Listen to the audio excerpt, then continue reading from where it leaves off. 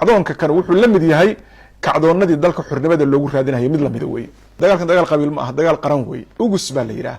ururka gumaadka ummadda soomaaliyeed waayo waxaan gumaad ahayn kama aanay shaqaynaynin sidaynu la wada soconno waxaa wadanka qeybo badan oo kamid a ka soconaya kacdoon isa soo taraya oo lagu diidan yahay maafiyada dhiigyacabka ah ee aan arxanka lahayn ee ugus amaba se shabaab iyo daacish dadkaasoo runtii muddo aysan astaahilin intaas in lagu wereersanaado loo xayirnaa oo loo dhibaataysnaa oo dhibaatooyin fara badan oo naf iyo maal iyo moralba isugu jira waddanka ka geystay maadaama uu halganku si xoog badan u socdo deegaano fara badan oo ay haysteen oo dadka ay ku dhibaateyn jireen laga qabsaday kuwo kale hadda uu ka socdo abaabul iyo kacdoon aad iyo aad u xoogan horta awalan wa qabla kulli shayin waxaan rabnaa inaan sheegno halgankaas iyo kacdoonkaasu inuu yahay mid xaq ah oo haddiiba uu jiro jihaadun fii sabiili illaahi mid ka mid a jihaadyada bannaan ee la idmay ee sharcigu ogol yahay inuu yahay baan rabnaa inaan ummadda u caddayno meeshaasna uu ku jiro ajir in la doonto taariikh in la hagaajiyo in dhibkii dhacay looga soo kabsado oo marxalad cusub loo gudbo haddii aan la idmo dadka marka ku dhaqan deegaanada shabaabku ay dhibaatada ku hayeen ee hadda dadku ay usoo jeedsadeen xil gaar ah oo kasii sokeeya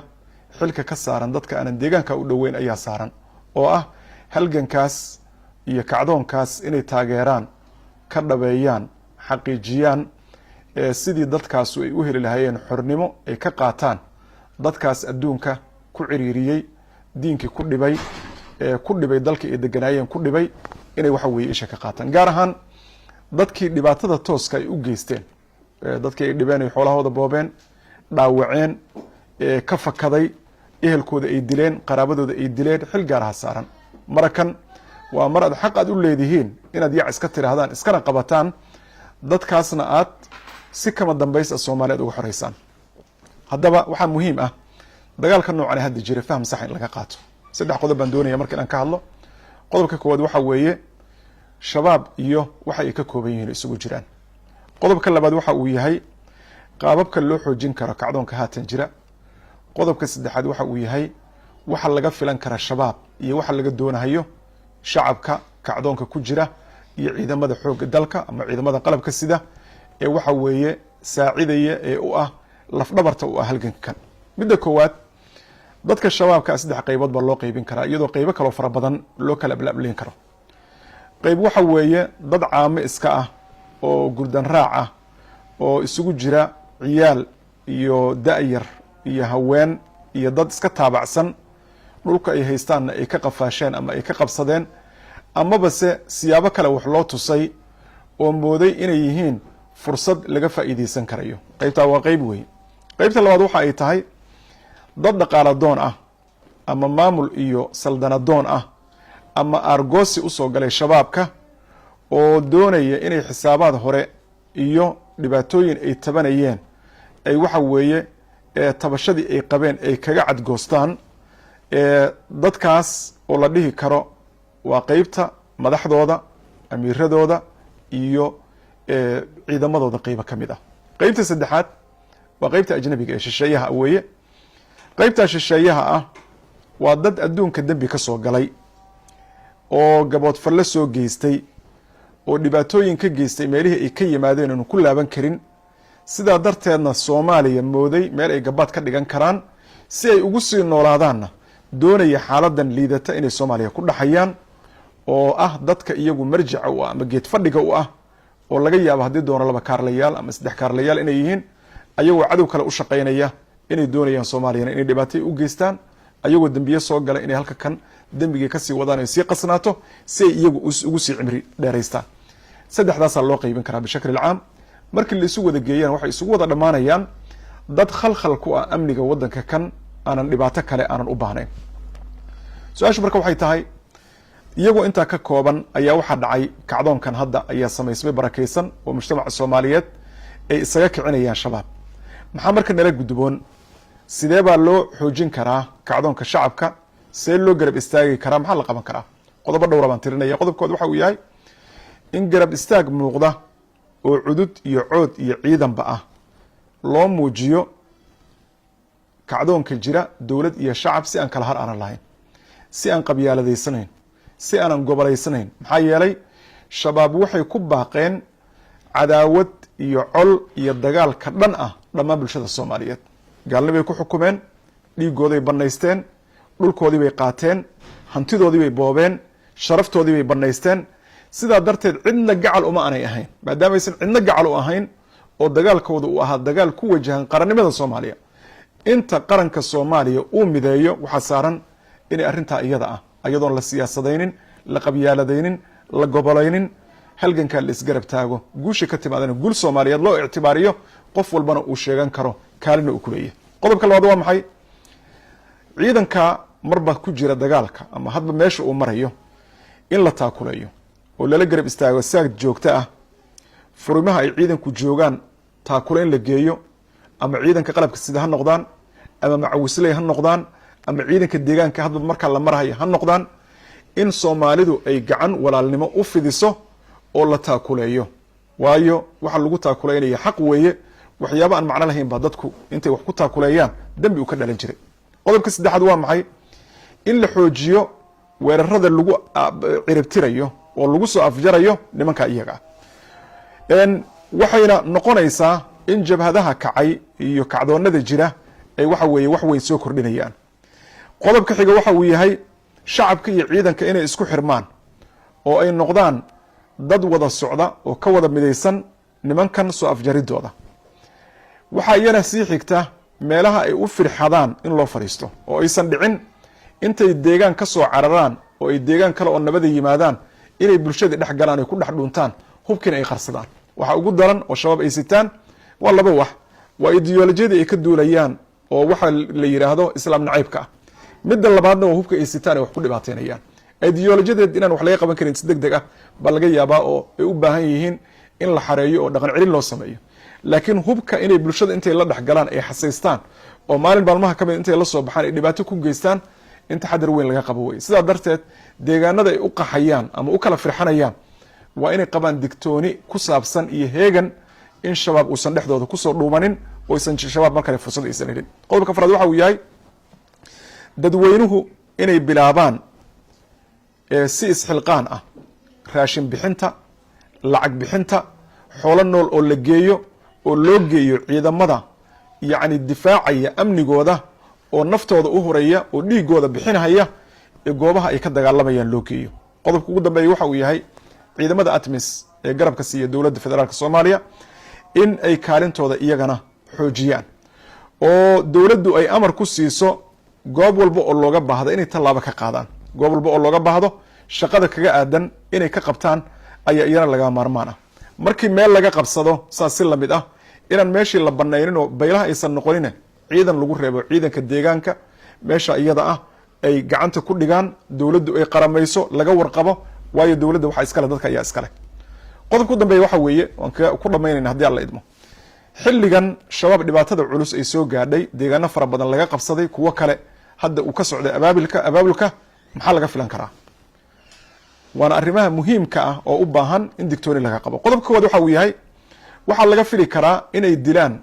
ama ay gaadmo ku dhibaateeyaan dadka haldoorka u ah deegaanada laga maaragtay sifeeyey ka soo jeeda, nabadoonadooda, ganacsatadooda, siyaasiyiintooda, waxa weeye aqoon-yahankooda, dadka inay dhibaateeyaan. waayo shabaab dadkan waxba uma aha, waxbana isuma ay aha, waxaana ay doonayeen weligood kana shaqaynayeen bulshada inay dareensiiyaan xanuunka ugu badan. marka meesha bulshada ay ka xanuunsan karaan inay qabtaan bay rabaan. marka dadka noocaas ah inay dhibaateeyaan baa dhici karta oo beelaha ay soo dirireen ama deegaanada ay soo dirireen dad ka soo jeeda inay magaalada muqdisho ku ugaarsadaan oo mid mid ay waxa weeye u dhibaateeyaan. arrintaa marka taxadar buuxa in laga qabo waa laga maarmaan. qodobka labaad waxa uu yahay oo laga fili karo shabaab inay la yimaadaan inay abuuraan isku dhac beeleed oo qabaa'ilka isku diraan si iyagu ay jaanis u helaan oo looga mashquulo oo qabaa'ilkii ay khilaaf ama mugdi usoo kala dhexgeliyaan oo haddii la doono kuwa iyaga ka mid intay soo dhexgeliyaan kacdoonka ay meesha iyada fidna ka abuuraan. taa iyadana taxadar in laga qabo ayaa laga maarmaana. waayo qolo khayaano iyo been iyo dhagar iyo makri ka samaysan weye. qodobka saddexaad oo laga fili kara waa maxay? in ay qaraxyo waaweyn ka sameeyaan magaalada muqdisho iyo magaalooyinka ay suuragalka tahay inay ku dhuntaan, iyagoo ay ka tahay argosi, iyadoo ay ka tahay in ay waxa weeye muujiyaan weli waa jirnaa, iyadoo ay ka tahay in maxaa la yidhahda isheeg waxay kharibi karaan ay waxa la yidhaahdo sii kharibaan, oo marka ay geystaan qarax lamida qaraxi soobo oo kale, ay geystaan qaraxyo kale oo maxaan ku dhaha hoteelle ay ku beertilmaameedsadaan. saa darteed amniga goobaha dadku isugu imaanahayaan iyo guud ahaan mujtamaca gaar ahaan magaalada muqdisho in sare loo qaado weye. weliba kacdoonku waa inuu ka bilowdaa magaalada muqdisho, maadaama magaalo calool ah oo wax badan qarin karta ay tahay, si aan loogu soo dhexdhuumanin oon guryaha loo soo xaluulanin, ee ciddii garab siisa ama qarisana dadweynuhu ay tallaabo uga qaadaan, ciidamada amniga iyo laamaha ammaan ku tacalluqana ay la wadaagaan. qodobka afraad laga filan kara waxaa weeye inay xoogga saaraan waxa loo yaqaano waxa la yidhaahdo camaliyaat alfari walkar waxa la yidhaahdo, oo ku dhufoo ka dhaqaaq dagaalla ay sameeyaan, oo intay kooxo yar isu abaabulaan ay hadba meel ay arbush ka sameeyaan. taa iyadana waa laga filan karaa. jidadka inay galaan oo shufto ay noqdaan, dadka musaafiriinta inay dhibaateeyaan. marka intaasoo dhanna waxa lagu waajihi karo waa midda koowaad horta ilahay oo la tala saarta subxaanahu wa tacaala, midda labaadna waa midnimo, midda saddexaadna waxa weeyaan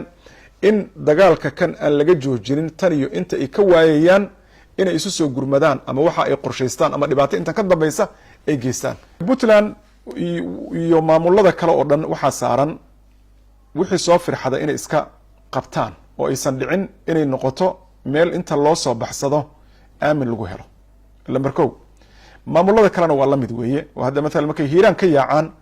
waxay tegayaan shabeellada dhexe ama waxay aadayaan bakool bay dhinac kale aadayaan, badday ku cararayaano waxaa laga yaabaa inay ka dhacaan xaggo iyo waxaa la yidhaha shabeellada hoose inay ka dhacaan baa laga yaabaa, oo xagga ay kasii galaan jilib iyo deegaanadoodii. marka maamul walba ayaa waxa saaran inuu xil iska saaro, oo weliba maamuladu waxyaabaha caadada u ahayd baa waxaa ka mid ahaa khilaaf siyaasadeed iyo muran iyo ismaandhaaf, bal in si kale loo rogo ayadoo la wada shaqaynayo wax ma la qaban karaa, baal cusub ma la furan karaa, oo cadowgan in la wada saaro, soomaalinimo dib loogu soo laabto, dalkii oo ammaan ah oo istiqraar ah loo wada tashado, uusan ninka kale uusan ku riixaynin, kuna xumaynaynin, kuna xasdaynin. ma looga faa'iidaysan karaa fursadda tan? wixiina soo maray intaan isaga dhaqno ma noqon kartaa fursad aynu mar labaad intaan isku aamino aynu danteena ku raacano? runtii waxaan ka arkaa fursad aada u weyn arrintan hadda bilaabatay ee socota, oo laga miro dhalin kara, loona baahan yahay culimada, aqoon-yahanka, siyaasiyiinta, ganacsatada inta la isugu yimaado, dhinacyada la iska wada taago, wixii aynu la-ayn oo hakadka ugu jiray amni daradii jirtay in waxa weeye isheeg maanta la qorshaysto, dagaalkana si midaysan loo galo, waxa weeye aanana aysan dhicin in qolo kale ku hadlayso, ama dagaalkan dagaal qabiil ma aha, dagaal qaran weeye. saa darteed waxaa looga baahan yahay iskaashi noocaasi. puntland waxaa si gaara usii saaran deegaanada ay ku jiraan oo ay ku dhuumaalaystaan sida buuraha galgalo oo kale, dhanka qandale iyo bari oo kale marka la fiiriyo, in loogu taga iyagana oo dadka shacabka ee meesha degan iyo dowladda u wada socdo inta ay galaan lasoo afjaro, uu noqdo halgankan iyo kacdoonkan socda mid soomaali oo dhan u wada dhanta. deegaanada kale ay ka bilowdeen in waxa weeye looga kacana, waan u mahad celinaynaa ciidamada macawisleyda iyo ciidamada qalabka sida ee shaqaynayana. runtii wax wanaagsan oo weyn oo taarikhdu ay xusi doonto ayay ku kaceen. welibana waxaa la dhihi karaa kacdoonka kan wuxuu la mid yahay kacdoonadii dalka xornimada loogu raadinayo mid lamida weye. warbaahinta dowr weyn baa saaran. dowrka saarana waxay tahay in nimankan aan la buunbuuninin, warkooda aan la faafinin, warka kacdoonka la faafiyo, beenta iyo cabsigelinta ay mujtamaca doonayaan inay ku dhex faafto aan garab iyo gacan loo noqonin. ereyada istilaaxaadka ay jecel yihiin amiirka shabaab, wallahu lmustacaan, maya ugus baa la yidhaah, ururka gumaadka ummadda soomaaliyeed. waayo waxaan gumaad ahayn kama aanay shaqaynaynin, ma garanaysaa? qofku magac waa iska sheegan karaa quruxsan, laakiin camalkiisa ayaa markhaati u. marka warbaahintu dowr weyn bay ku leedahay in social mediaha lagu faafiyo fariimaha kacdoonka shacabka, in ummadda la tuso inay wax qabsan karto, wax iska difaaci karto, wax iska dhicin karto, manaaco ay leedahay. marka warbaahintu waxaa saaran xil aad iyo aad u weyn oo dadka kale aysan qabin, kaalintoodana way jirtay, wayna jiri jirtay, umadse aysan dharmayn. maanta waxaa laga rabaa inay hiil bixiyaan soomaalinimo, qarannimo,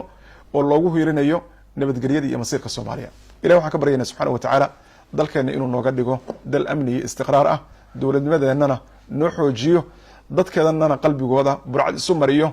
dhibaatada shabaabna uu ka dulqaado iyo daacish mid lamida iyo mid u dhow iyo waxa la qabiil ana ilahay uusan ku salladin mar dambe. Wasala allahu wasala wabaaraka cala nabiyina Muxamed.